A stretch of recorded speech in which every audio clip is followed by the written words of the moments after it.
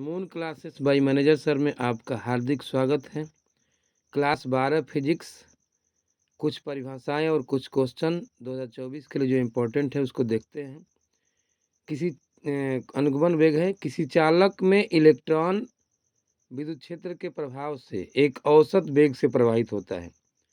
मतलब किसी चालक के अंतर्गत विद्युत क्षेत्र के प्रभाव से इलेक्ट्रॉन एक औसत वेग से प्रवाहित होता है। इस औसत वेग को ही अनुगमन वेग कहते हैं।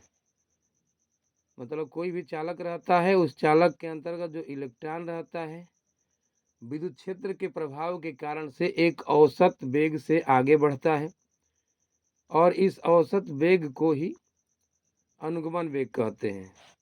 अगला परिभाषा है धारा घनत्व। तो किसी चालक के प्रति एकांक क्षेत्रफल के अभिलंबवत गुजरने वाली धारा को धारा घनत्व कहते हैं। धारा घनत्व को जे से डिनोटेट करते हैं। धारा घनत्व जे बराबर आई बटे में ए होता है, जहाँ आई जो है धारा है और ए क्षेत्रफल है। ए का मान 1 लिखने पर धारा जे बराबर क्या हो जाएगा, आई हो जाएगा। तो एकांक क्षेत्रफल से हो करके अभिलंबवत गुजरने वाली धारा को धारा घनत्व कहते हैं। अगला है श्रांति काल। तो दो क्रमागत टक्करों के बीच में, मतलब मुक्त इलेक्ट्रॉनों के द्वारा दो क्रमागत टक्करों के बीच में जो समय अंतराल होता है या समय अंतराल लगता है उसको ही श्रांति काल कहते हैं। इसे टाउ से प्रदर्शित करते हैं और इसका जो मान होता है लगभग 10⁻⁴ सेकेंड होता है। चालकता की परिभाषा लिख लेते हैं। चालकता किसे कहते हैं? तो बहुत ही आसान है। किसी चालक के प्रतिरोध के एक व्युत्क्रम को, मतलब किसी चालक के प्रतिरोध के व्युत्क्रम को ही चालकता कहते हैं। चालकता बराबर 1 बटे में प्रतिरोध होगा। इसका मात्रक महो या साइमन कहते हैं।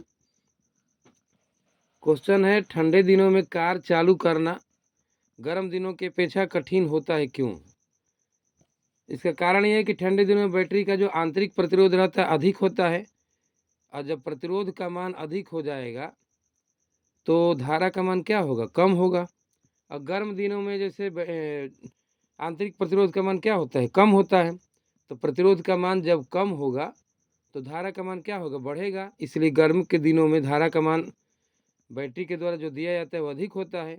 इसलिए कार जो है गर्मी के दिनों में आसानी से चालू हो जाती है, ठंडी के दिनों में थोड़ा सा देर लगता है।